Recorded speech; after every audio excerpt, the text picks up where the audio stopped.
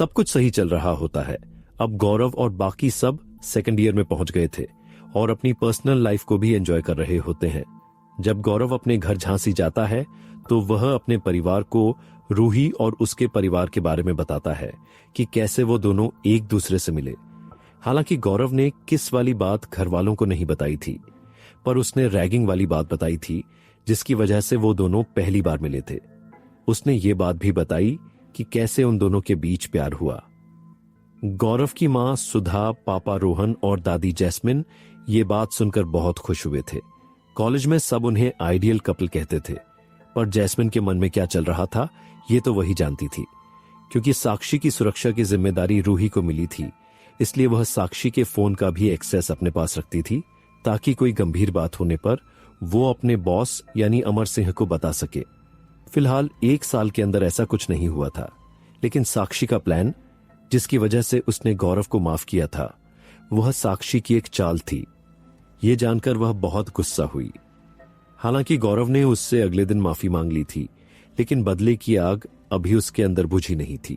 इसीलिए वह उसके प्यार के नाटक में शामिल हो गई, जहां वो कई डेट्स पर जाते थे, घूमने जाते थे, साथ खाना खाते थे। पर एक दिन अचानक से रूही ने गौरव को मैसेज किया कि वो उससे ब्रेकअप करना चाहती है।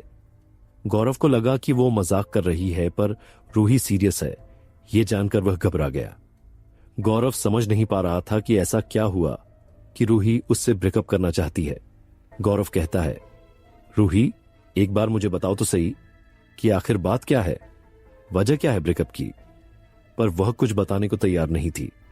जब यह बात गौरव ने राज, साक्षी और बाकी सबको बताई तो सब हैरान हो गए, क्योंकि उनके प्यार की चर्चा पूरे कोलाज में होती थी। राज को लगा कि रूही ये गौरव के उस किस वाले हादसे की वजह से कर रही है, इसलिए उसने साक्षी से कहा कि वह रूही को समझाए। लेकिन रूही ने साफ मना कर दिया कि वो इस वजह से ब्रेकअप नहीं कर रही। तो साक्षी उससे पूछने लगी कि फिर वजह क्या है। तब रूही बोली, ये तो मैं कल कॉलेज में ही बताऊंगी। जब गौरव और बाकी सब ये सुनते हैं तो अगले दिन रूही के कॉलेज आने का इंतजार करते हैं। लेकिन जब रूही कॉलेज आती है तो सब हैरान हो जाते हैं, क्योंकि वह एक मर्सिडीज कार में किसी लड़के के साथ आती है। हालांकि मर्सिडीज कार साक्षी के लिए कुछ नहीं थी, पर बाकी स्टूडेंट्स के लिए ये पहली बार था कि उन्होंने ऐसी कार देखी थी। जब कार से रूही और वह लड़का बाहर निकलते हैं तो सभी देखकर शॉक हो जाते हैं, क्योंकि वह कोई और नहीं बल्कि कोलाज का सबसे अमीर और बिगड़ैल इंसान विक्की था, जिसके किस्से पूरे कोलाज में मशहूर थे कि कैसे वह कई लड़कियों को प्रेग्नेंट कर चुका है और फिर उन्हें यूज करके छोड़ देता है। जब गौरव और बाकी सब उन्हें इतने करीब देखते हैं तो समझ जाते हैं कि रूही विक्की के जाल में फंस चुकी है। इसीलिए वे सभी रूही के पास जाकर उसे समझाने लगते हैं कि विक्की ऐसा लड़का है, वैसा लड़का है। कोलाज में सब जानते थे कि विक्की फर्स्ट ईयर में होने के बावजूद कितना अकड़ के बात करता था, किसी की भी रिस्पेक्ट नहीं करता था। अगर कोई लड़की उसे पसंद आ जाती तो उसका जीना हराम कर देता था। कुछ लड़कियां तो परेशान होकर उसकी बात मानना शुरू कर देती थीं, और जब विक्की का उनसे इंटरेस्ट खत्म हो जाता तो वह उन्हें वैसे ही छोड़ देता था। ऐसे ही उसकी नजर रूही पर भी पड़ी थी और वह उसे परेशान करने लगा था।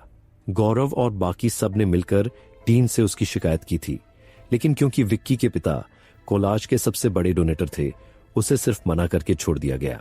इसीलिए सभी को लगा कि रूही दबाव में आकर ये सब कर रही है। गौरव भी रूही से कहता है, अगर तुम मुझसे ब्रेकअप करना चाहती हो तो कर लो, लेकिन विक्की के साथ मत रहो, वह अच्छा इंसान नहीं है। तभी विक्की बोलता है, अबे ओफा टीचर, हालत देख अपनी, और मुझे खराब बोल रहा है।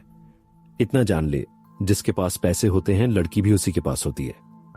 यह सुनकर वह जोर से हंसने लगता है। गौरव विक्की से बात नहीं करता, वो सिर्फ रूही को बोलता है, रूही कुछ तो बोलो।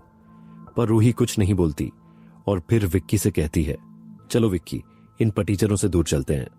गौरव ने तो आज तक मुझे किसी 5 स्टार होटल में भी खाना नहीं खिलाया।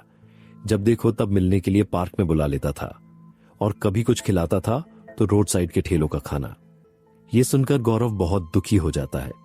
उसे लगता है कि क्या रूही भी बाकी लड़कियों जैसी है जो सिर्फ पैसों के पीछे भागती है। लेकिन फिर वह सोचता है, नहीं, वह मिलिट्री ऑफिसर की बेटी है, वह ऐसा नहीं कर सकती। जरूर विक्की ने उसे किसी चीज के लिए ब्लैकमेल किया होगा। यही सोचकर गौरव उसे समझाता है, पर रूही बोल पड़ती है, मैं कर्नल की बेटी हूं तो क्या हुआ? मेरी कोई लाइफ नहीं है क्या? क्या मैं अमीरों की तरह जी नहीं सकती? क्या मैं लग्जरी कारों में नहीं बैठ सकती? रूही जिस चीज को लग्जरी बोल रही थी वह साक्षी की नजर में कचरे जैसी थी, पर वह चुप रही। वह अपने राज अब भी किसी को नहीं बताना चाहती थी। तभी विक्की बोलता है, साले, अगर तूने रूही का पीछा किया ना तो जान से मरवा दूंगा। यह सुनकर साक्षी गुस्सा हो जाती है और विक्की को धमकी देती है। विक्की हंसता हुआ कहता है, वाह, बड़ी मिर्ची लगी। आखिर लगती क्या हो तुम इसकी? गौरव साक्षी को अपनी बहन मानता था और साक्षी भी उसे गौरव भैया कहती थी। इसलिए जब रूही ने गौरव को इतना कुछ सुनाया तो साक्षी चुप नहीं रह सकी। वह गुस्से में कहती है, तुम दोनों एक दिन इसके लिए बहुत पछताओगे। रूही जानती थी कि इसका क्या मतलब है, पर वह कुछ नहीं बोली और विक्की का हाथ पकड़कर वहां से जाने लगी। विक्की हंसते हुए कहता है, हां हां फटीचरों, देखा जाएगा कि क्या कर लेते हो तुम। अब गौरव बहुत दुखी हो गया था।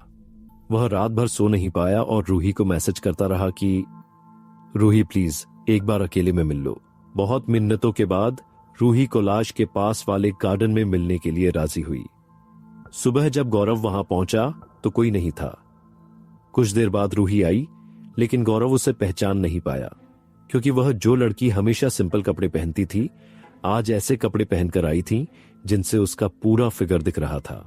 उसके हाथ में एक सूटकेस था और वह थोड़ी नशे में लग रही थी, जैसे वह कल रात पब में गई हो, जबकि गौरव जानता था कि रूही ऐसी जगहों पर जाना पसंद नहीं करती थी और शराब को तो छूती तक नहीं थी। गौरव यह सब देखकर दुखी हो गया और बोला, यह क्या हाल बना लिया है तुमने रूही? क्यों कर रही हो ऐसा? रूही बोली, कल ही तो समझाया था, समझ नहीं आता क्या?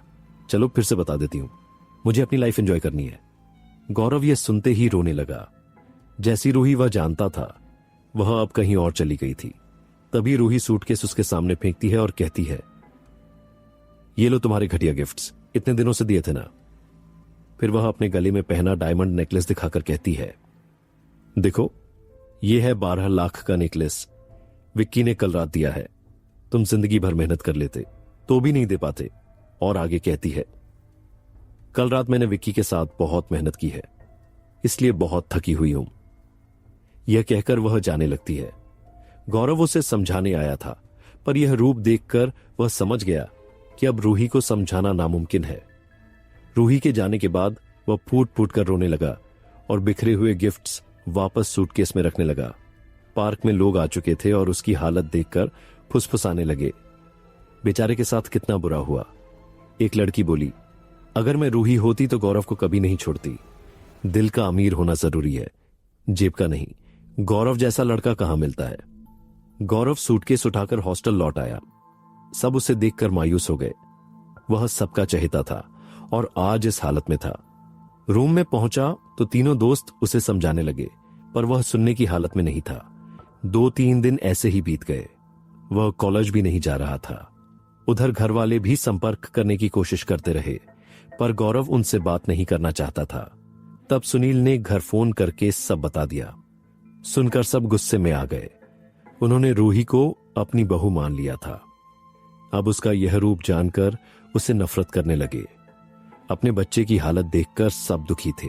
उधर जैस्मिन खुद भी बहुत दुखी थी, क्योंकि जो गलती उसने सालों पहले अमर के साथ की थी वही आज उसके बच्चे के साथ हो रहा था। वह मन ही मन रूही से कहने लगी, जिस गलती मैंने की थी वो तुम मत करो, वरना बाद में तुम भी सिर्फ पछताओगी।